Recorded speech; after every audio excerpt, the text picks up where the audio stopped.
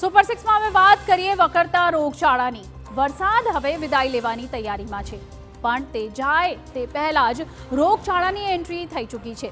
ગુજરાતમાં હવે સીઝન બદલાતા વાયરલ શરદી ખાંસીથી માંડીને ડેન્ગ્યુ અને મલેરિયા જેવા કેસોમાં વધારો થઈ રહ્યો છે।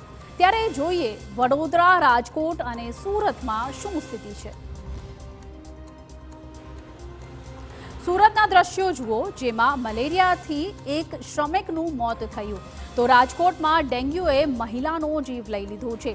વડોદરાની વાત કરીએ તો અહીંયા 5 દિવસમાં 46 ડેન્ગ્યુના કેસ નોંધાયા છે। હજુ તો દર્દીઓ વધી જ રહ્યા છે। બીમારીઓને કારણે સપ્ટેમ્બરમાં જ 20થી વધુના મોત અને અંદાજિત 10,000થી વધુ લોકો બીમાર પડ્યા। અને આ આંક ફક્ત સરકારી હોસ્પિટલોનો જ છે। ખાનગી હોસ્પિટલના આંકડા ઉમેરીએ તો ચિત્ર બહુ ચિંતાજનક ઉપસે। સૌપ્રથમ સુરતની વાત કરીએ તો જ્યાં રોગચાળાએ લીધો વધુ એકનો ભોગ। કાપોદ્રામાં શ્રમિક યુવકનું મલેરિયાના સારવાર દરમિયાન મોત થયું છે।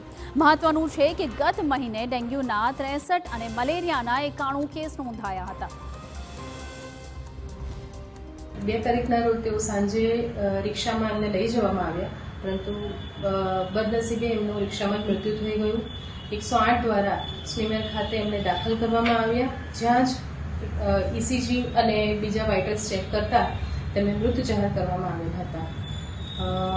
એ સાથે સાથે અમે કાપોદ્રા ખાતે પણ અમારી સર્વેલન્સની ટીમ સતત કાર્યરત છે અને ઘરોનો સર્વે કરી રહી છે અને જ્યાં જ્યાં મચ્છરોના બ્રીડિંગ મળે છે, જ્યાં જનજાગૃતિની જરૂર છે તે કામગીરી હાથ ધરી છે। તો આ તરફ રાજકોટમાં 28 વર્ષીય મહિલાનું ડેન્ગ્યુથી મોત થયું। મવડીના પંચશીલ નગરની મહિલાનું સારવાર બાદ મોત થયું। તંત્ર રોગચાળાને કાબૂમાં લેવા પગલાં ભરે તેવી સ્થાનિકોની માંગ છે। બહાર ક્યાં ગરદી છે, અંદર ગરદી છે, અંદર એક સ્ટાફ ભેજો, અંદર એક સ્ટાફના માણસો જ નથી। ચા પાણી પીવા એને કોઈ પડી નથી। 3-3 કલાકથી અમે આ ચોથી લાઈનમાં ઊભા છીએ। એક લાઈનમાં 1 કલાકે વારો આવે છે।